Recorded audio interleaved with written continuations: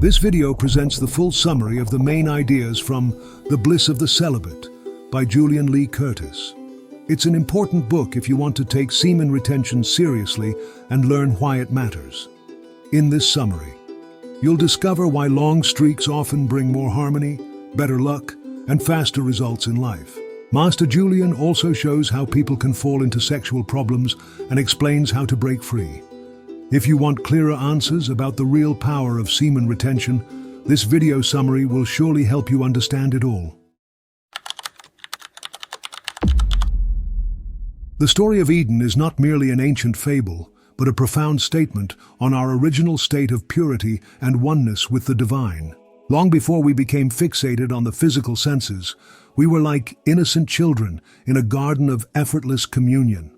There was no hostility between our nature and God's. There was, instead, a pure harmony in which we hardly distinguished our will from His. The moment we lost sight of that harmony, however, we introduced a split into our world, knowledge of good and evil, or duality, and soon tasted struggle, suffering, and alienation. Many read about Adam and Eve eating forbidden fruit and see it as a simple horticultural tale. But spiritually, it is the first and only command regarding the use of our sexual powers. By turning that creative energy away from divine purposes and pouring it into mere animal indulgence, we drew ourselves out of Eden's serene order and brought 1,000 complications into human life. This is why the garden keeps receding from us. Every generation piles new layers of sensual indulgence atop old ones. As men and women grow more entangled in lust or the casual discharge of their most sacred energies, the innocence we once knew slips further away. Semen retention and purity of thought are not just personal disciplines, but sacred acts of restoration, a way to realign ourselves with the divine order we once knew. Our personal garden, the oasis of peace and clarity within each soul, recedes day by day, because we break the same law Adam and Eve broke, the law of reverence for our divine creative force. The beauty of the Eden story is that it also contains a profound hope. If we misuse our core creative energy, we lose the garden. If we consecrate it and guard it, the garden begins to bloom anew. Everything hinges on how we handle that central fruit, which is the sexual capacity given us by God.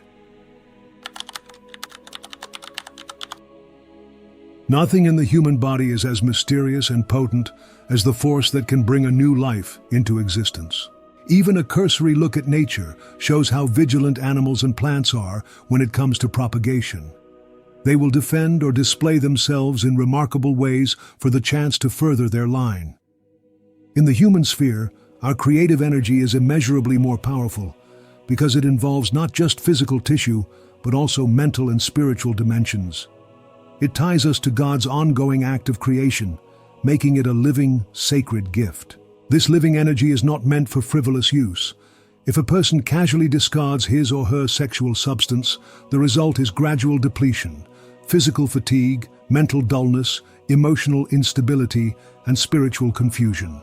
Semen retention is one way to preserve and elevate this sacred energy rather than waste it. Conversely, when this sacred energy is sublimated and turned upward through prayer, meditation, or disciplined living, it fuels imagination, nourishes advanced states of consciousness, and strengthens one's moral power.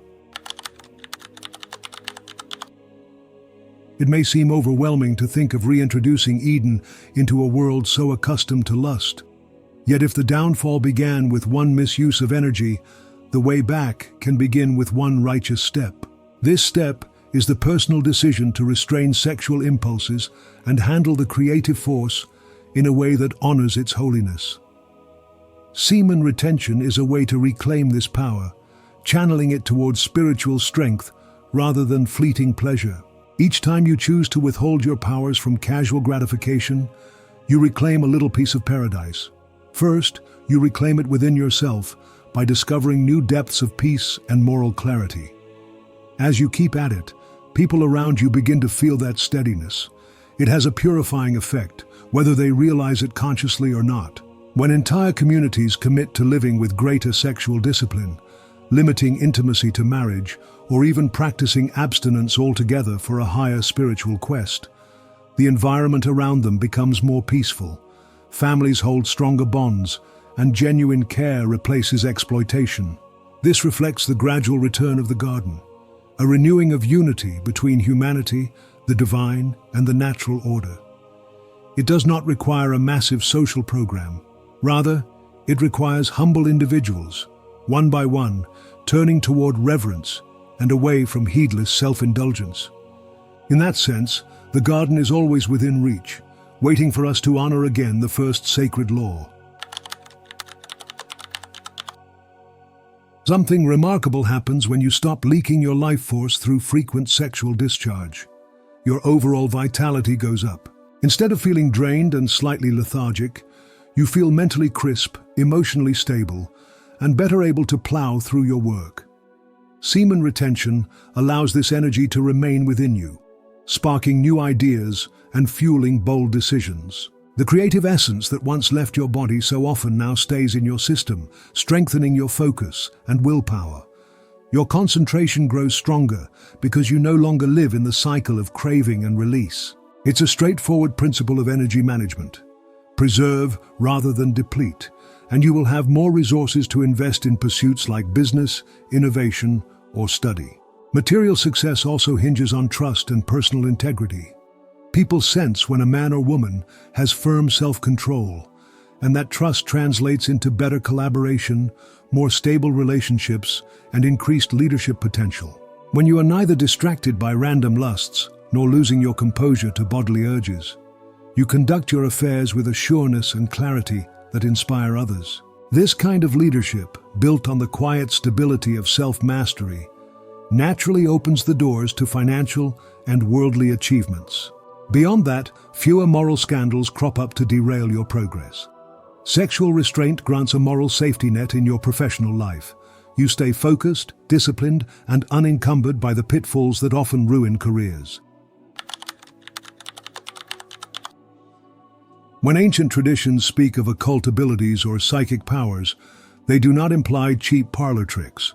Rather, they describe the natural blossoming of higher faculties that sleep in every soul. These deeper powers require a surplus of refined energy, the very energy that is so often poured out in orgiastic pursuits.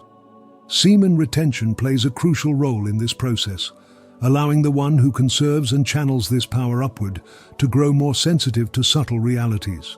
Such a person may develop stronger intuition, as the mind is no longer weighed down by craving or the after effects of frequent discharge. The more a person deepens in meditation, prayer, or mindful living, the more this stored sexual energy fuels heightened states of awareness. Over time, it can manifest as the ability to concentrate intensely, influence outcomes through firm will, or empathically read another's emotional states with uncanny clarity. While we must never chase these gifts with pride or vanity, they do arise as side effects of purity. The hidden laws of the spirit reveal themselves more openly when the body and mind remain free of the turbulence caused by rampant sexual indulgence. When your mind is not muddled by lust or dragged down by shame, it becomes much more focused and powerful. Instead of scattering yourself in constant fantasizing, you unify your energies around specific aims. Semen retention helps consolidate this inner power, allowing you to project intentions more cleanly into the world. Manifestation is not magic. It is the consequence of setting a clear goal and having enough interior force to see it through without inner sabotage. Celibate men and women learn over time that holding on to their creative force magnifies their entire being. Their attention does not wander halfway through a project. It stays with the undertaking until results appear. Because they are not weighed down by guilt or entangled in messy personal dramas, their faith and confidence in their own vision remain high. Thus they align with spiritual laws that favor clarity and uprightness. And this alignment speeds up the realization of what they most earnestly envision. A woman's monthly cycle is widely acknowledged, yet people rarely notice that a man's orgasm depletes him in a comparable way, although a man can deplete himself far more often. Semen retention helps counteract this, as repeated loss of semen leaves a man in a near-continuous state of physical recovery, akin to a PMS that never fully lets up. While a woman's loss is bound to her monthly rhythm, a man can indulge repeatedly in a single week, leading to ongoing fatigue, irritability, and mood imbalance. This chronic depletion often places men at a disadvantage. Their bodies and minds rarely get a chance to fully rebuild, and they may end up restless, prone to emotional flare-ups, or locked in a hidden frustration cycle. Meanwhile, women who experience a single monthly period often retain a more consistent baseline of energy. A man who wishes to reclaim his inherent steadiness must treat each orgasm like a monthly occurrence at most, so that the spiritual and physical energy within can regenerate. Overindulgence, especially multiple times per week, steadily erodes his capacity for creative expression, patience, and mental brilliance, ultimately making him feel smaller than he truly is. Societies rise on the backs of virtues like loyalty, honesty, and the willingness to sacrifice personal appetites for the common good. All these virtues hinge on sexual self-control. Semen retention and respect for the creative force cultivate this discipline, allowing men and women to become more stable in marriage and more conscientious about the children they bring into the world. Families form the bedrock of civilization, and disciplined families raise individuals who are kinder, more studious, and less prone to crimes of passion or aimlessness. History offers countless examples. Civilizations that upheld chastity or high degrees of sexual order built enduring monuments, refined arts, and developed robust social systems. By contrast, cultures that dissolved all sexual boundaries quickly succumbed to decadence, infighting, and collapse. Restraint acts like the mortar that holds the communal structure together. It ensures that children are raised by secure families, that neighbors can trust one another, and that leadership is not tainted by scandal or compulsive craving. Where sexual virtue flourishes, the noblest achievements of humanity likewise find fertile ground. A fruitful approach for some men is to measure just how many times they discharge in a month or year. Instead of pretending it happens occasionally, they note each instance. Semen retention becomes easier when a man tracks his habits, as this not only reveals the extent of his indulgence, but also motivates him to cut that number down. By deliberately reducing frequency, he transitions from uncontrolled release to carefully managed intervals, and eventually to true celibacy if he so desires. This rating is not meant for public boasting or shaming.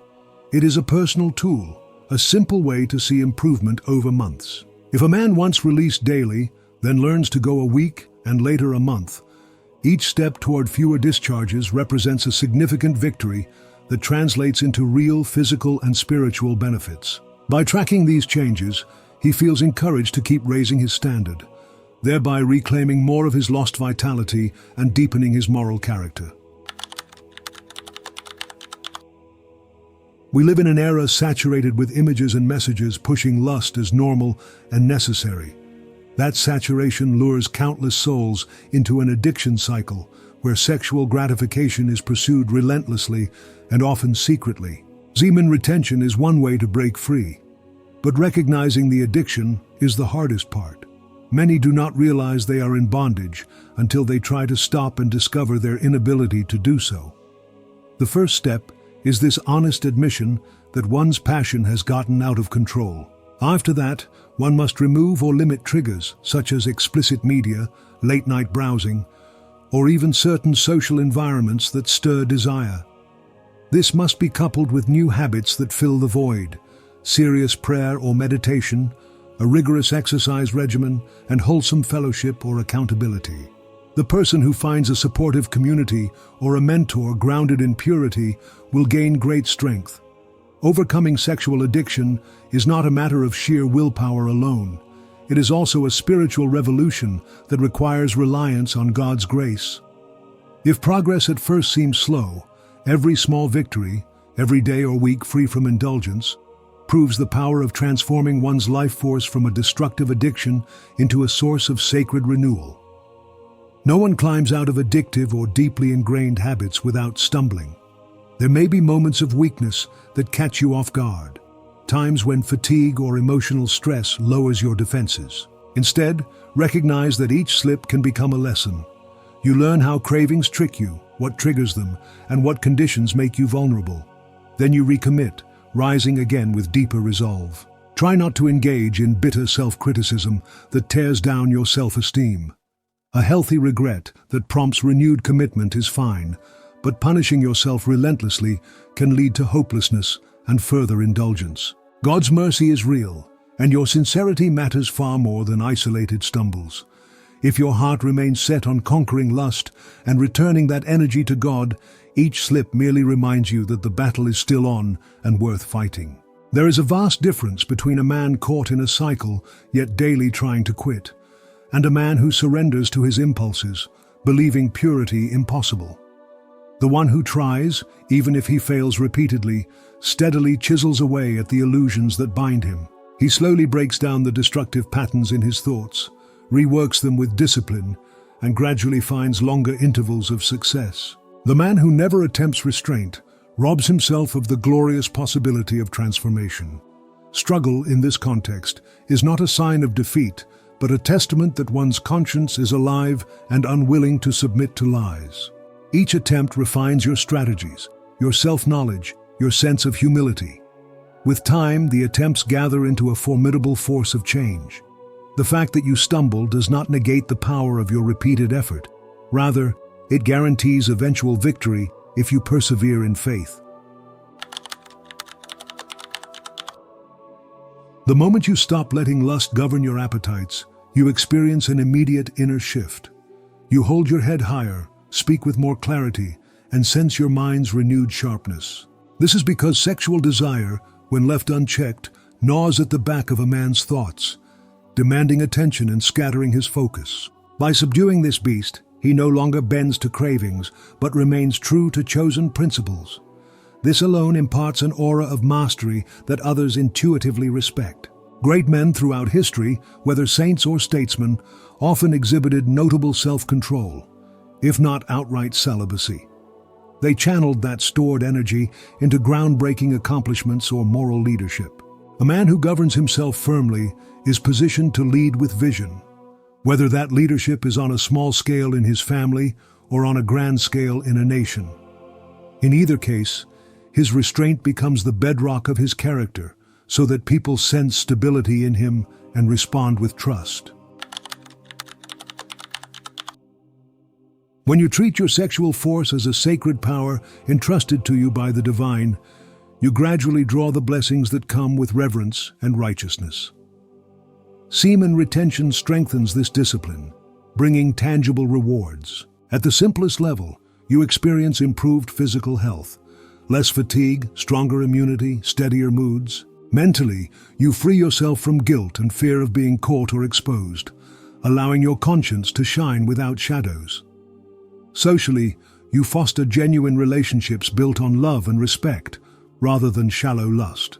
On a deeper plane, every tradition that discusses karma or moral cause and effect insists that virtuous acts yield good fruit over time. By practicing sexual morality, you plant seeds of a better destiny. You step out of the cycles of heartbreak or betrayal that so often plague those who live to chase pleasure. Instead, you begin reaping unexpected opportunities, spiritual insights, and a deeper communion with God.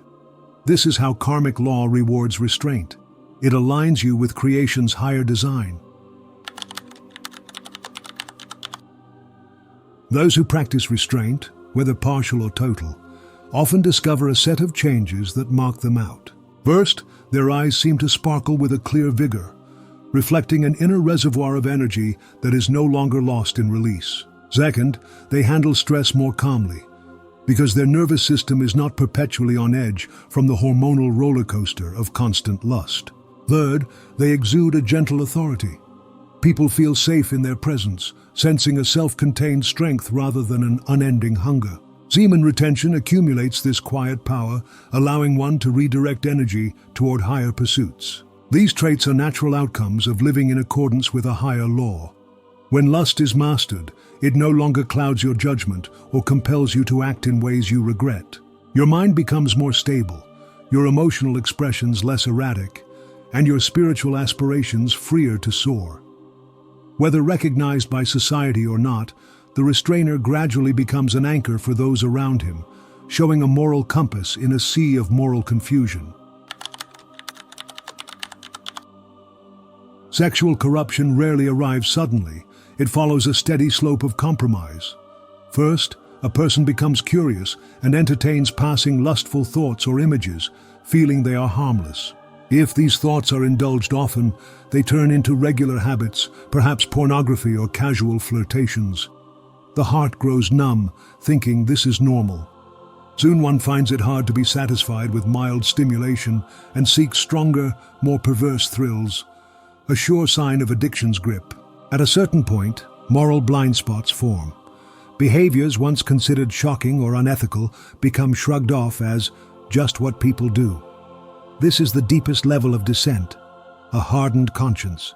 In that place, any relationship can be turned into a selfish pursuit of pleasure, with empathy snuffed out.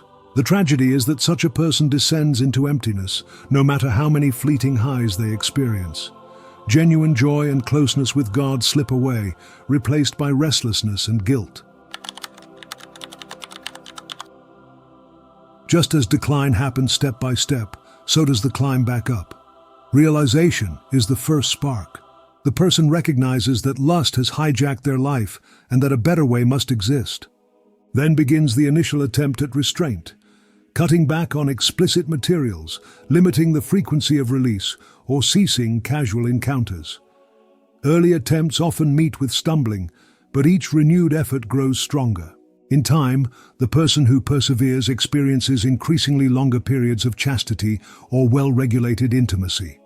This progress breeds confidence, leading to more consistent successes.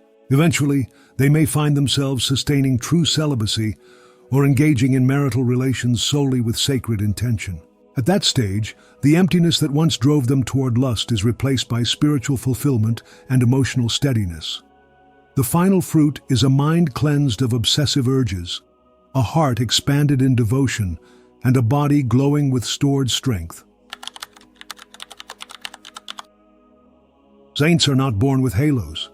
They often begin life with similar weaknesses to ours, temptations, doubts, or even a period of reckless living. What sets them apart is that at some crucial moment, they awaken to the supreme value of using their sexual and spiritual powers in complete dedication to God's will. Semen retention and purity become part of their discipline, allowing them to harness their creative force for divine purposes.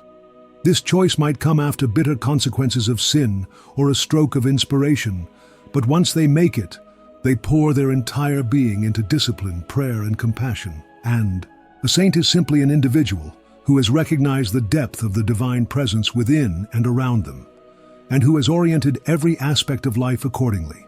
They see that misusing creative energy offends not just their body, but the sacred order woven into creation. In devoting themselves to a life of purity and higher love, they tap into unimaginable grace. Over time, their physical eyes come to reflect the gentleness, wisdom, and courage that define their luminous souls. Repeated exposure to lustful stimuli dulls natural sensitivity, so that over time, one hungers for ever more intense forms of stimulation. This process can be likened to any addiction. The old dose stops delivering the thrill, so the person escalates. The mind becomes so distorted that what was once unthinkable seems ordinary or even exciting. Deeper roots of perversion often lie in spiritual emptiness or emotional wounds. People who feel lost, abandoned, or devoid of true connection sometimes look for relief in shocking indulgences.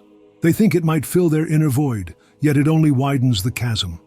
The key to reversing this spiral is deep healing, spiritually, emotionally, and often psychologically, so that the person no longer seeks to numb their pain or stoke their boredom with ever more extreme acts. With God's grace and unwavering discipline, even severe perversions can be unraveled and redirected toward higher, wholesome living. Deep within every human being lies a piece of holy ground, the soil of our innermost union with the Creator. When sexual sin takes root, it is like dumping toxins on that sacred soil. The growth that could have yielded spiritual insights and virtues is stunted. the flowers of innocence wilt, and the entire inner landscape becomes barren or riddled with weeds. In a society where most people commit such toxins daily, the collective environment reflects the same dryness and disharmony. Semen retention and sexual restraint, on the other hand, purify the soil. By refusing to drain oneself through endless indulgence, the body and soul recover their natural fertility. Noble impulses and genuine love for God and neighbor sprout spontaneously. Eventually, the desert of the heart becomes an oasis. Where there was jaded cynicism, there blossoms new wonder. Where there was guilt, there grows humble gratitude for divine mercy. The more you abide in restraint, the more you discover the astonishing truth that the garden was never wholly lost. It was simply obscured by our own unbridled passions. No matter how far we seem to have strayed, no matter how many times we have tasted the fruit, the gate to Eden stands open to those who will revere the creative force as sacred once again. This is our call and our promise. In choosing purity, in disciplining the sexual appetite, we re-establish the harmony that Genesis so beautifully describes. The same Creator who walked with us in the cool of that mythical garden is ready to walk with us again. If only we guard the gift He gave us at the center of our being and offer it back to Him in devotion and integrity. Semen retention is more than a strict rule. It's a way to rediscover innocence and draw closer to God. In The Bliss of the Celibate, Julian Lee Curtis reveals that the Eden story is really about guarding our sacred creative force. When we misuse this power, conflict and confusion follow. By choosing purity, we let our inner garden heal and flourish again. This discipline also strengthens our bodies, sharpens our minds, and steadies our emotions. By avoiding constant release, we channel energy toward higher goals. The result is better focus, greater self-confidence, and renewed moral clarity. As more people embrace this mindset, communities become healthier, families grow stronger, and trust blossoms. Though we may stumble, each victory brings us closer to real freedom. In the end, Eden reminds us of the harmony we once knew with the divine. It remains open to anyone who reveres their creative power instead of wasting it. By guiding our sexual energy toward love, compassion, and higher service, we reclaim a life of grace, stability, and deeper communion with God. Each step toward self-control reawakens the Eden within, reminding us we were made for something greater than mere indulgence. This calling belongs to every soul,